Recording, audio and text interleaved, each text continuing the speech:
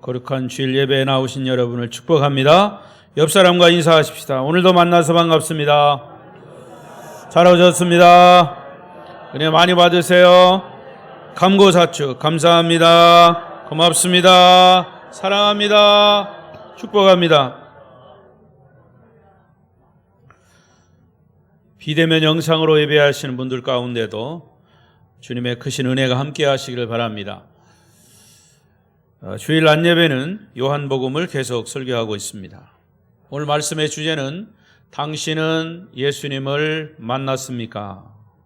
자, 옆 사람과 그렇게 제목을 읽으면서 물어보십시다. 시작. 예. 대답은 각자 하세요. 좀 새삼스러운 질문입니다. 여러분이 믿는 예수님은 어떤 분이십니까? 대개 사람을 만날 때도 내가 저 사람을 믿어야 할지 말아야 할지, 저 정도면 내가 믿을 수 있겠다 하면 그 사람과 가까워지는 겁니다. 사람과의 관계도 그렇고 더더군다나 예수를 믿는 그리스도인들에게 있어서의 그 믿음의 대상인 예수 그리스도가, 하나님이신 예수 그리스도가, 하나님의 아들이신 예수 그리스도가 과연 누구인가? 나는 그 예수님을 정말 믿고 있는가? 나는 그 예수님을 인격적으로 만났는가? 이거에 대한 질문은 예수를 오래 믿었다고 유치한 질문이라고 생각해서도 안 되고, 예수를 처음 믿는 사람도 이런 질문은 수시로 스스로에게 해야 합니다. 그리고 답을 정확하게 내야 합니다. 요한복음의 주제는 예수는 하나님의 아들 메시아다. 그 하나님의 아들 메시아 구세주를 내가 믿고 있다. 그 하나님의 아들이 메시아다 하는 것을 요한복음에서는 잘 드러내고 있습니다. 아주 정확하게 드러내고 있습니다. 그래서 제가 요한복음을 시작하면서 여러분 요한복음을 30번 읽으십시오. 그 30번 읽으면서 예수 그리스도를 인격적으로 만나십시오. 계속 얘기하는 겁니다. 예수를 믿는 것은 주님과 1대1 관계 속에서 만나 그분의 뜻을 따라가는 것이 신앙생활입니다. 예수를 믿는 거예요. 오늘 설교의 주제도 여기에 맞춰져 있습니다. 우리가 10절부터 24절 긴 말씀을 봤지만은 여기에서 보듯이 예수님의 친동생들도 예수를 믿지 않았습니다. 메시아로 믿지 않았습니다. 육신의 형제로만 믿었지 예수가 메시아다, 구세주다 하는 것을 믿지 않았습니다. 그래서 그 예수를 조롱하고 신뢰하지 못하고 하다못해 빈정대는 반응을 보였습니다. 그리고 같은 동족인 유대인들도 예수를 의심하고 예수를 수군거리기도 했습니다. 심지어 어떤 종교 지도자들은, 바리새파 사람들, 제사장들은 예수를 체포해서 죽여버리자 이렇게까지 이야기를 합니다. 여러분, 예수님에 대한 반응은 지금 이 시대에도 마찬가지입니다. 예수를 잘 모르는 세상 사람들은 예수에 대해서 부정적인 반응을 하는 사람들이 대부분입니다. 그 중에는 믿기는 믿지만 그래도 긍정적인 반응을 하는 사람도 있어요. 믿지는 않지만 긍정적인 반응을 보이는 사람도 있어요. 과연 여러분에게 있어서 그 예수는 누구냐? 어떤 분이냐? 이 질문에 대한 답변은 사실 예수님 그 당시 공생의 때도 그렇고 예수님이 십자가에 달려 죽으시고 부활하시고 승천하신 이후에 2000여 년 동안 지금까지 끊임없이 논란이 되고 있는 그런 주제입니다. 예수는 가장 이 아름다운 이상을 품은 인간이다 라고 말하는 문학가도 있고, 예수의 이야기는 신화다 라고 이야기하는 소설가도 있고, 이렇게 아주 극단적으로 말하는 사람도 있어요. 오히려 신이 없다는 무신론자들은 예수에 대해서 함부로 말하지 않아요. 왜? 예수는 자기는 믿지 않지만 예수는 거룩한 성자다라고 하는 것을 지식적으로 알기 때문에 오히려 무신론자들은 예수를 쉽게 취급하지 않습니다. 그러면 과연 성경은 예수님을 누구라고 말하고 있습니까? 우리는 성경 속에 있는 예수를 믿고 그 예수를 만나야 할 것입니다. 예수님은 유대 사람들의 명절인 초막절을 지키기 위해서 자기의 친형제들과 헤어진 다음에 홀로 예루살렘으로 올라가십니다. 10절 말씀을 보십시다. 시작. 그 형제들이 명절에 올라간 후에 자기도 올라가시되 나타내지 않고 은밀히 가시니라. 자, 이 말씀에서 알 수 있는 것처럼 예수님은 아무도 모르게, 형제들도 모르게 비밀리에 예루살렘에 올라가셨다 그랬어요. 왜냐하면 예수님은 하나님의 시간표 따라, 하나님의 시간에 따라 행동하시기 때문이에요. 예수님은 하나님 아버지의 때를 중요하게 여겼습니다. 제가 지난주일에도 말씀드린 것처럼 이 하나님의 시간표, 하나님의 카이로스라고 그랬습니다. 따라하십시다. 하나님의 카이로스. 하나님의 카이로스. 인간의 크로노스. 따라 하세요. 인간의 크로노스. 예. 인간의 시간, 하나님의 시간, 이걸 얘기하는 거예요. 이 세상은 하나님의 시간이 있고 인간의 시간이 있어요. 인간의 시간은 뭐라고 그랬어요? 하루 24시간, 1년 365일. 지금은 2023년 1월 29일. 시간은 11시 28분. 설교 끝나려면 아직 30분 더 남았어요. 이런 것들이 인간의 크로노스입니다. 근데 여기에 따라서 물론 인간의 크로노스 속에 하나님의 카이로스가 있어요. 하나님의 시간이 있어요. 예수 그리스도가 십자가에 달려 죽으셨고 3일 만에 부활하셨고 40일 계시다가 승천하셨고, 이 모든 것이 하나님의 시간입니다. 하나님의 시간. 하나님의 카이로스예요. 그 하나님의 카이로스에 따라서 하나님의 역사는 진행되는 겁니다. 그러니까 인간의 크로노스 속에 하나님의 카이로스가 시시때때로 임하는 거예요. 이 예배 시간은 하나님의 카이로스 시간. 할렐루야. 하나님이 이 자리에 계심을 믿습니다. 그러니까 주무시지 마셔. 하나님이 눈 떠라 이렇게 말씀하시진 않지만, 여러분 여기 하나님이 계시다라고 하면 졸리게 하겠습니까? 여기 우리 강진원 군수님이 여기 앉아 예배 드린다고 생각해 보세요. 그래도 좋으실려나? 아무튼 하나님의 시간이 이르지도 않고 늦지도 않게 가장 알맞은 시간에 예수님은 예루살렘으로 올라가신 겁니다. 예루살렘에 있던 유대인들은 예수가 언제 나타날 것인가 관심이 많았습니다. 11절 시작. 11절 명절 중에 유대인들이 예수를 찾으면서 그가 어디 있느냐, 예수님의 움직임에 관심이 많았어요. 예수님이 틀림없이 예루살렘에 올라올 것이다 라고 예상하고 있었고, 그 예수가 무슨 말씀을 하고 어떤 행동을 하실지 예수님의 말과 행동에 유대인들은 촉각을 곤두세우고 있었습니다.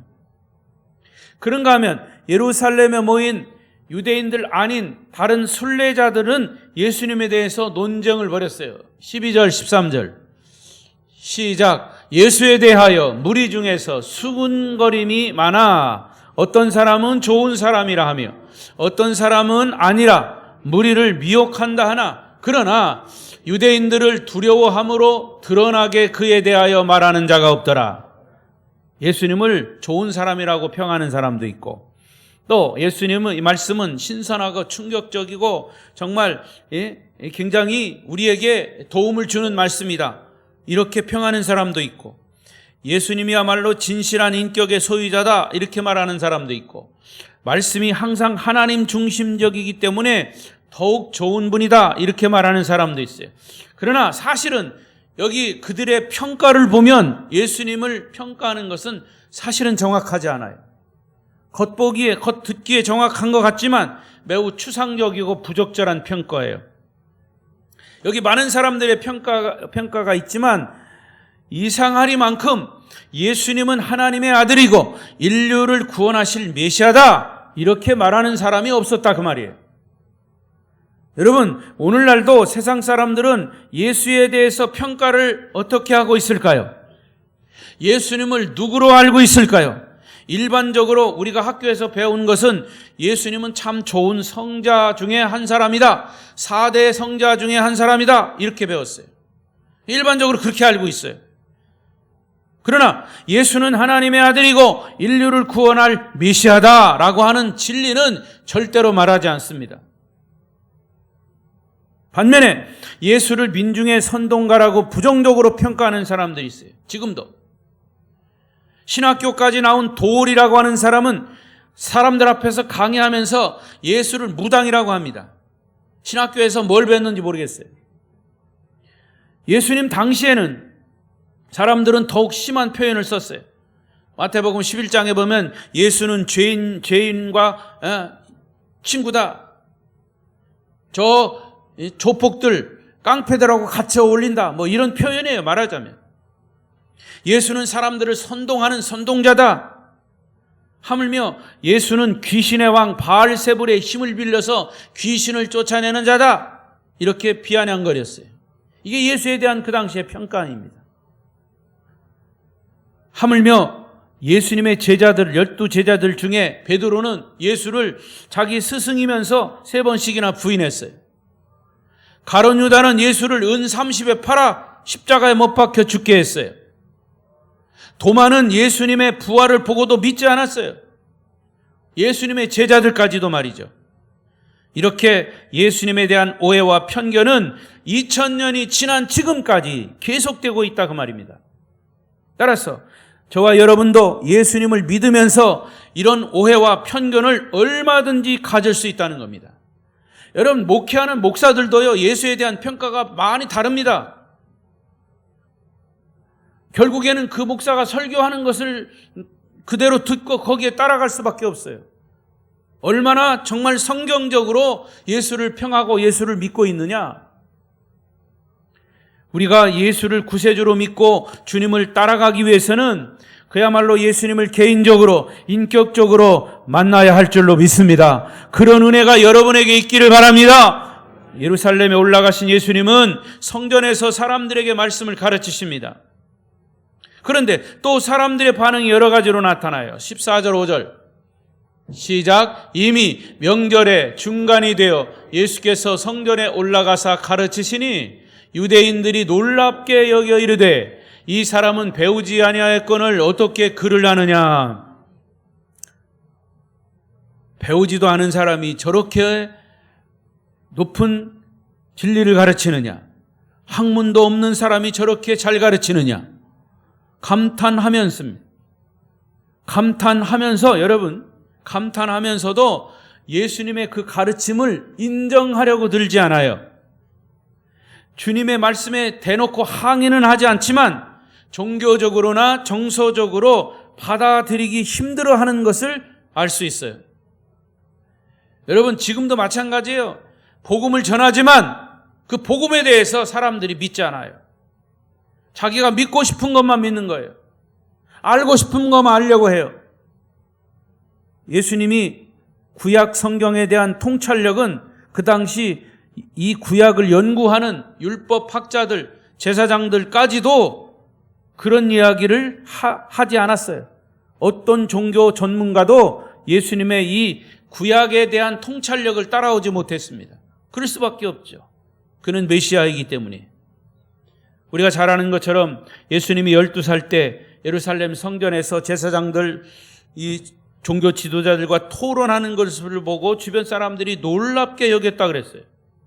그동안 어떤 종교 지도자도 예수님처럼 가르친 사람이 없는 아주 독특한 교훈을 말씀하셨기 때문에, 왜냐? 그것은 영적인 것이기 때문에. 특히 하나님 나라, 킹덤 오브 갓, 하나님의 나라, 천국에 대해서 예수님처럼 말한 사람은 없었어요. 마태복음 이 천국에 대한 이야기, 하나님 나라에 대해서 이야기할 때에 그 마태복음을 보시면 엄청난 진리가 거기 있죠. 하나님의 나라에 대한 인간의 죄의 용서, 또 예수님의 희생적 사랑, 이런 가르침은 정말 예수님처럼 교훈한 사람은 그 당시에도 없었다는 겁니다.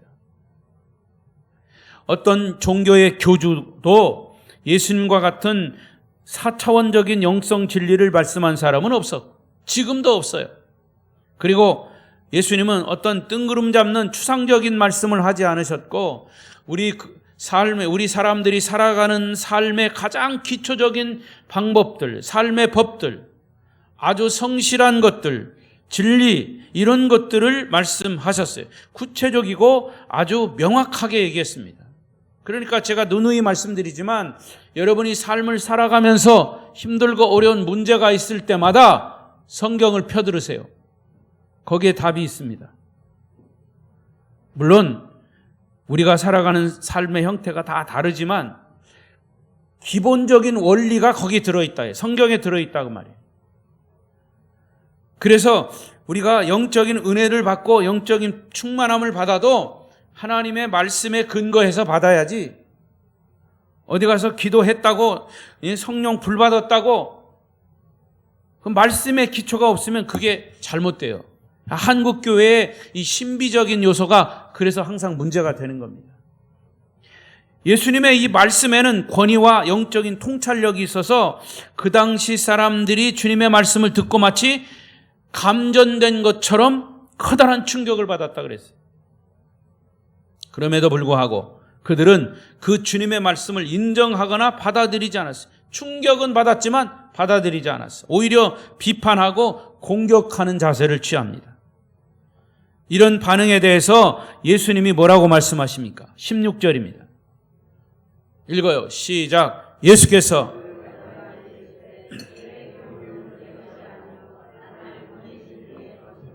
할렐루야. 주님의 답변은 아주 간단 명료합니다. 이건 내 얘기가 아니다. 하나님이 나에게 주신 말씀을 나는 그대로 전할 뿐이다.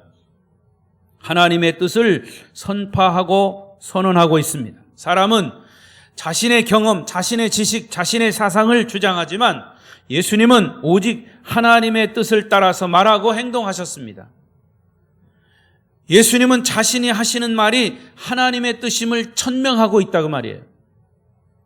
이것과 관련해서 다음과 같은 세 가지 말씀을 하신 겁니다. 첫째는 예수님의 교훈이 스스로 하는 말인지 하나님의 뜻, 하나님께로부터 온 것인지를 알고 싶으면 하나님의 뜻을 행해보라고 말씀하십니다. 17절입니다.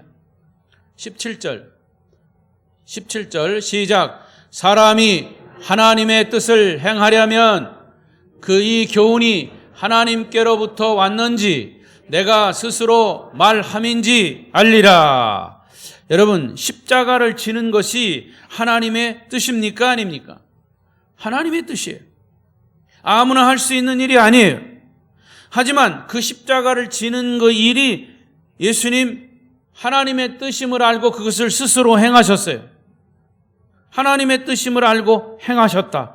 따라서 사람이 십자가를 지신 예수를 믿음으로 구원받고 천국 백성이 된 것 자체가 우리는 하나님의 뜻을 행하는 것이에요. 할렐루야. 여러분이 예수 믿고 구원받는 것은 하나님의 뜻을 행하는 일이라 그 말이에요.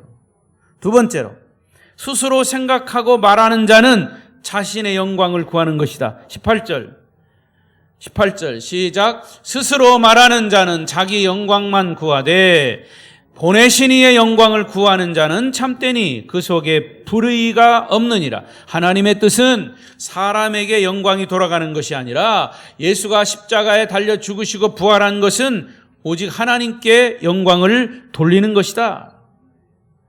여러분, 우리가 예배 시간에 찬송하는 것이나 기도하는 것이나 설교자가 설교하는 것, 설교를 하는 것, 듣는 것 모두가 다 사람들의 입맛에 따라 분위기 따라 하는 것이 아닙니다.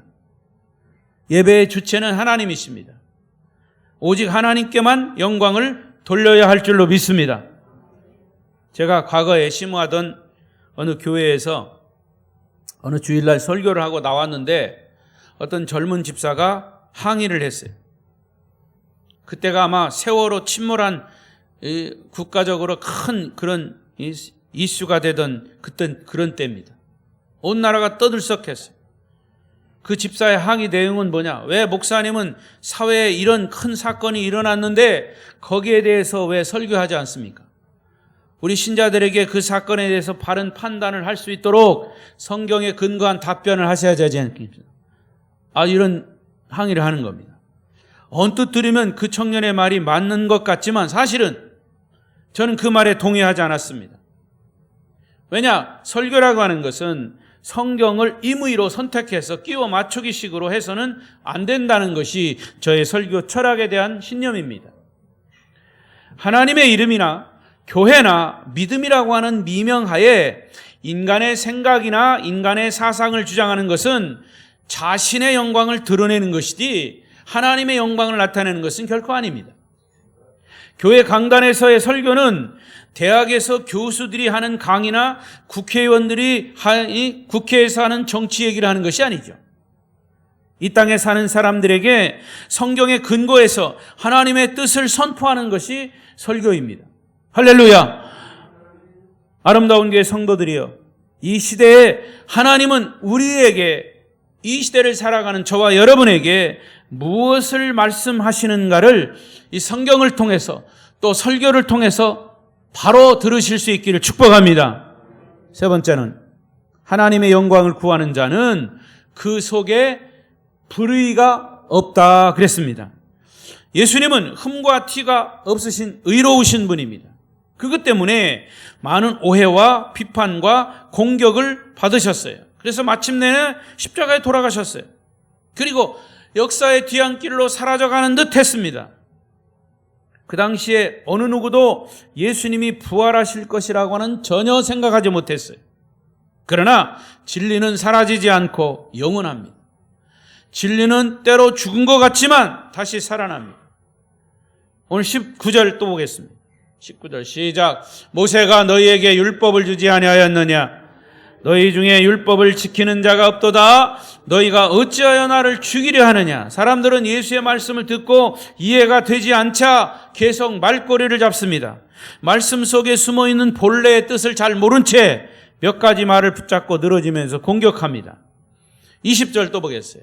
20절 무리가 대답하되 당신은 귀신이 들렸도다. 누가 당신을 죽이려 하나이까? 어이없게도 사람들은 예수님을 귀신 들린 자로 몰아갑니다.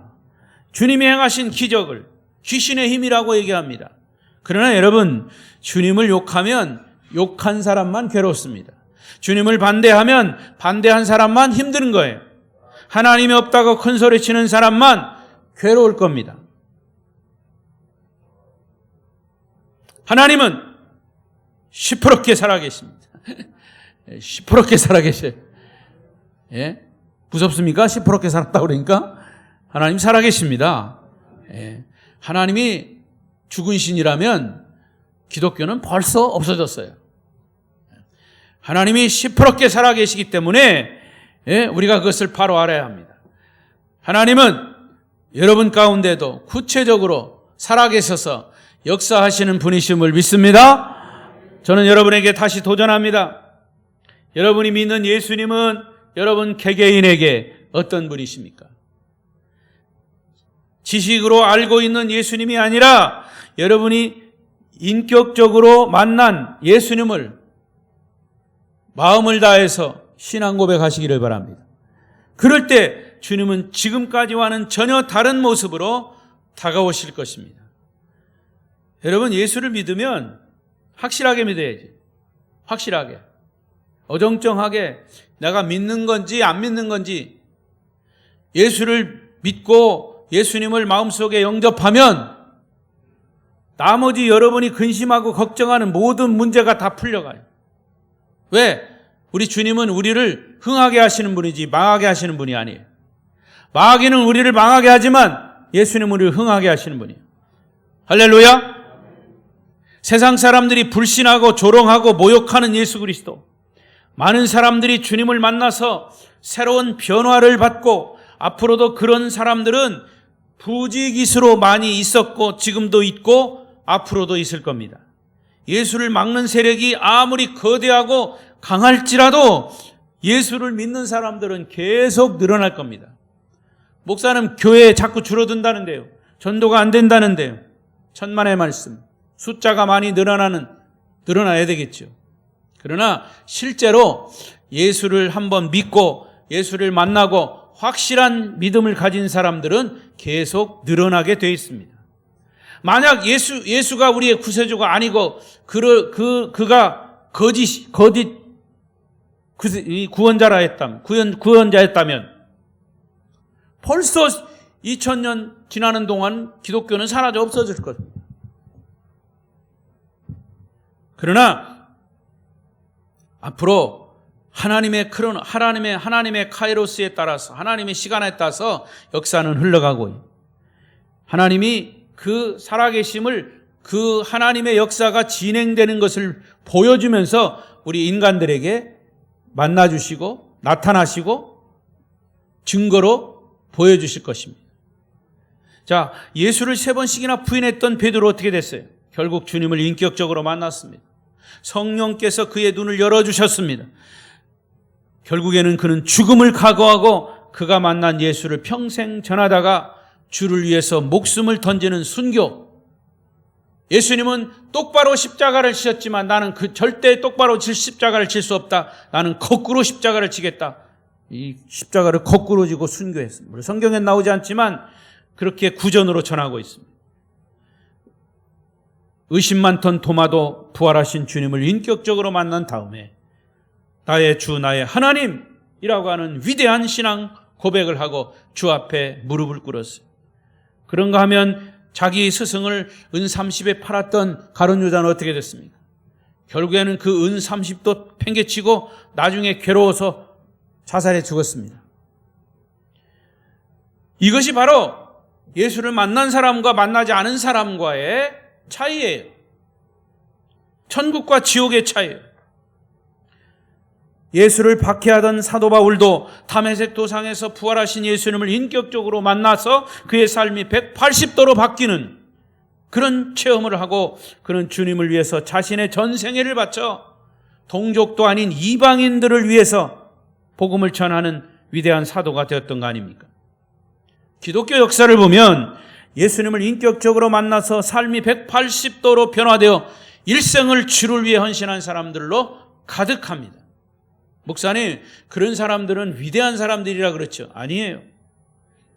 예수를 만난 사람들은 위대하지 않은 사람도, 예수를 만난 소박한 사람도, 가난한 사람도, 예수를 만난 사람은 이런 변화의 삶을 살고 결국에는 천국 백성이 되는 줄로 믿습니다. 성 어거스틴, 마르틴 루터, 존 칼빈 등 그렇습니다. 존 웨슬리라고 하는 감리교를 창시한 창시자는 풍랑을 만나 죽음 직전에 극한 상황에서 하나님을 인격적으로 만나 주님의 사람이 되었고 감리교를 창시한 그런 위대한 성자가 되었습니다. 윌리엄 캐리도 부귀와 영화를 다 내려놓고 아프리카 선교사로 일생을 마쳤습니다. 허드슨 테일러라고 하는 사람은 복음을 위해서 그 무서운 이 중국의 공산당 체제 하에 있는 상황에서 중국에 가서 선교사로 일생을 마쳤습니다. 우리나라의 주기철 목사님은 일본 사람들의 혹독한 고문 속에서도 주님을 인격적으로 만나 순교했어요. 손양원 목사님은 자신의 아들을 살해한 원수 공산당원을 용서하고 그 양아들로 삼고 결국 그 양아들이 목사가 됐습니다.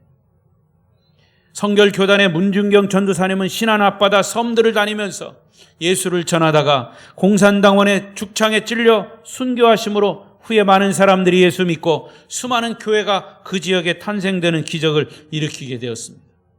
여러분, 아직도요 저 신안 쪽에 가면 성결교회만 교회인 줄 아는 사람 많아요. 왜? 성결교회가 하도 많아가지고.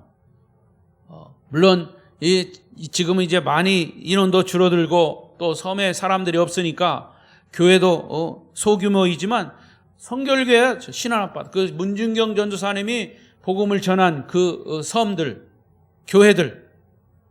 그래서 엊그저께도 그 지역의 장로님 한 분을 만났어요. 이제 은퇴하시는 분인데 그렇게 얘기하시더라고요. 목사님, 아직도 우리 신안 쪽에서는요 성결교회만 교회인 줄 알아요. 그만큼 그분이 희생적으로 복음을 여자가 희생적으로 복음을 전하다가 그렇게 많은 교회가 탄생이 된 거죠. 여러분, 하나님은 살아계심을 믿습니다. 지금도 예수 그리스도를 인격적으로 만난 사람들은 주를 위해서 목숨까지 버리는 그런 헌신의 삶을 살고 있다는 사실이죠. 그러니까 여러분, 예수 믿으려면 뭐 그렇게 위대한 사람들처럼 헌신하고 평생을 사명 감당해라, 뭐 선교사로 나가라, 그런 얘기가 아닙니다. 예수 믿으려면 정말 주님을 인격적으로 만나서 확실하게 믿어야 돼요. 확실하게. 예수님을 인격적으로 만난 사람만이 주님을 위해서 진실한 말, 진실한 헌신을 아끼지 않을 것입니다. 하나님 살아계셔서 지금도 여러분과 함께 하신다는 사실을 믿으시기 바랍니다. 여러분의 삶의 현장에서 순간순간 주님을 믿고 인식하는 사람들에게 주님은 만나주실 것입니다. 한 번 더 말씀드립니다. 이제 다음 주일 저녁부터 4일 동안 새벽과 저녁에 우리 아름다운 교회 치유와 회복을 위한, 주제가 그것입니다. 치유와 회복을 위한 심령 부흥성회가 있습니다. 천국 잔치, 하나님의 거룩한 그런 집회에 20일 동안 특별 새벽 기도를 통해서 은혜와 축복의 그릇을 준비하고 이번 토요일까지 특별 새벽 기도회는 계속될 겁니다. 목사님 왜 이렇게 새벽에 하십니까? 일어나기 힘들게. 어쩔 수 없어요. 왜냐? 부흥 강사님이 낮에는 우리 직장 다니고 다 낮에 나오기가 어려우니까 새벽하고 저녁에 하십시다. 근데 새벽에 하면 새벽기도 안 나온 사람은 힘들다 그 말이에요. 그래서 제가 20일 동안 새벽에 나오는 거 훈련하라고 특별 새벽기도 하는 거예요, 여러분. 그러면 그 3일 동안 새벽에 훈련된 사람 잘 나올 수 있으니까. 목사님 훈련 안 해도 그 새벽기도는 나올게요. 뭐 그러면 할 수 없죠, 뭐. 제가 질문하고 답변 다 하죠. 여러분 마음을 다 알고 있기 때문에. 그러나 중요한 것은 준비된 성도들에게 이번 부흥성에 주님의 놀라운 은혜가 임할 줄로 믿습니다. 그동안 참여하지 못하신 분들 이번 한 주간만이라도 새벽 기도에 훈련하시고 참석하십시오. 부흥성회 때 새벽 시간이 3번 있는데 새벽 시간에 참석하기 위해서 이번에 새벽 기도 훈련을 하는 겁니다. 특별히 이번 한 주간 주님께서 여러분과 동행하심으로 믿음의 그릇이 크게 넓게 준비되는 그런 시간이 되기를 바랍니다. 아무쪼록 주님의 크신 은혜가 여러분 개인이 주님을 만나는 그런 은혜가 우리 성도들에게 있음으로 말미암아 일당백이요 일당천입니다. 여러분이 예수님을 인격적으로 만나면 여러분을 통해서 또 다른 사람들에게 복음의 영향력을 끼치게 될 것입니다. 우리 아름다운 교회가 복음의 영향력 있는 교회로 더욱더 발돋움할 수 있기를 축복합니다. 기도하겠습니다.